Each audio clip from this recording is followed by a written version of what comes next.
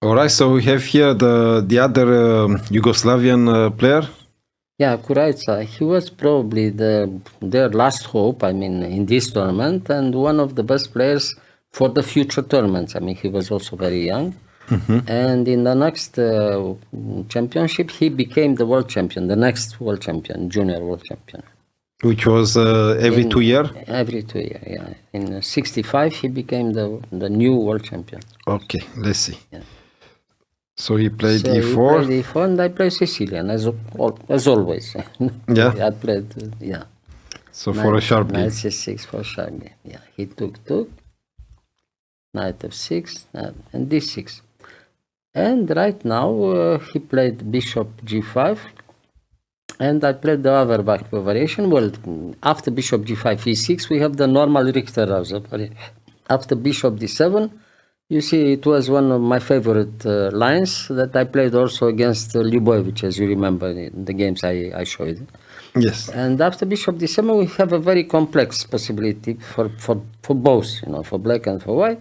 But in my opinion, black is already okay, after this opening, in a few moves like this. The game is very important theoretically, but as you could see later on, black has no difficulties at all, Black has always an even game, or at least his counterplay. Bishop D4, Bishop E2 is very quiet. That gives nothing, no edge at all for white, if you play well, if both play well. Okay. E6, castle, A6, and now King H1.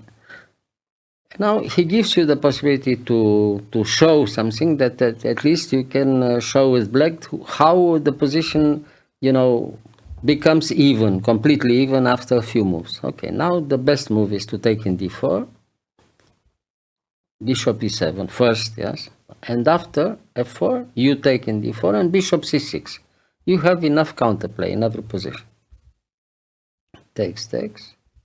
Bishop C6. So okay. now is no, equal. The game is all right. Yes, yeah. It's even. Let's say the game is even. Rook D1, yeah, Rook D1 and castle. Now white has to show how he could continue here. For instance, if he takes in F6, of course you don't take back with the pawn. The pawn is bad. But if he takes in F6, you take back with the bishop, and you give the possibility to let him take in D6, which leads to a better game for black. Bishop takes F6, bishop takes F6, queen takes D6, takes in D6, takes with the rook, and afterwards you take in C3 and you regain the pawn in E4. And it's okay. Black is better. If he can't play this, he has to push E5 or F5. In both cases, black is all right. Black has no problem at all. Yeah. So, play C5. Okay, now you take in E5. He takes with queen, yes. Now the best move is knight D7. Now he is forced to trade bishop in E7. Takes. Queen D6.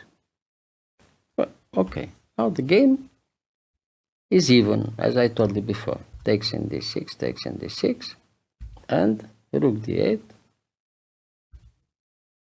Bishop F3. He wants a draw. I mean, he plays quietly to try to make a draw. If he played instead of Bishop F3, Rook D1, after King F8 and King E7, black is all right. Black has no problem at all. I mean, he's a little bit better already, black. Yeah. Now Bishop F3 takes in F3, takes in, and now very good move, Knight C5. Now we have a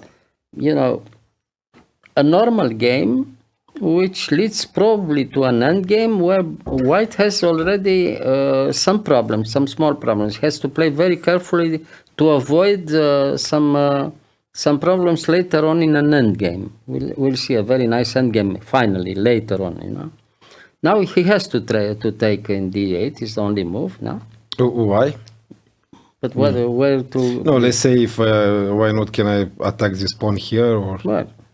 Well, if you attack there, it's nothing. The rook B6, after rook B6, for instance, rook D2 gives a very good move. To attack here and then double there, and it's better for black in any position, you know. Yes, yes.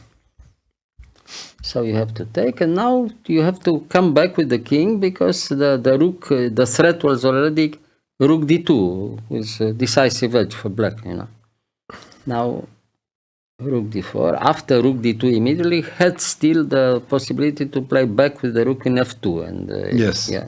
and maybe Now change you them. have more space, and the position is very pleasant for black, and black can prepare later on, you know, the idea with king f8, king e7, f5, and so on. You know, it's very pleasant to play for black. You know, you can play quietly for a win, you know, in this position. The end game: king f1, king f2,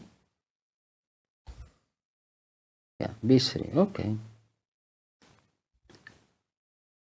No, the king was in e2, not in f2. Because in E2? f2 is lost after rook d2 check. No. He played in e2, I think. Yes.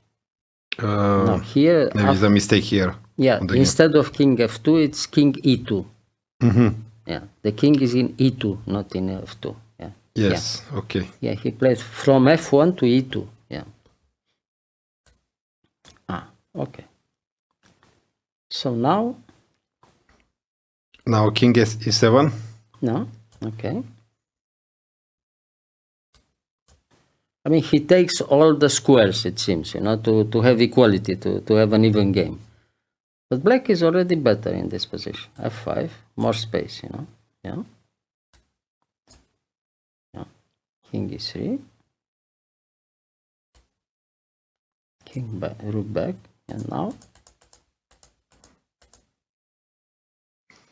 Okay, let me try to get to the same position. Okay, so rook f1.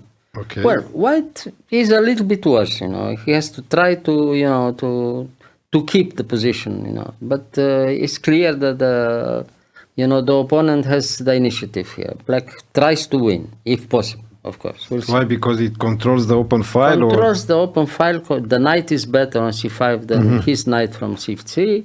You have the advantage in center on the king side. Later on, if possible, you play the move g5 or e5, and you have 3 against 2 and good tactical chances in any endgame. It's very difficult for white to have. It's a small edge, only a small edge, but it's very difficult to have counterplay. You don't have counterplay with white. This is the problem, you know.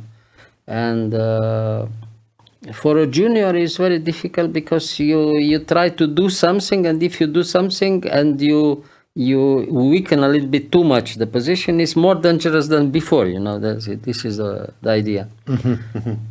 And as I told you before, the position is very easy to play for black. Black has a small edge and can play quietly for a win, you know, and white has to defend in every position. In every position is unique moves. This is, you know, very difficult to do this.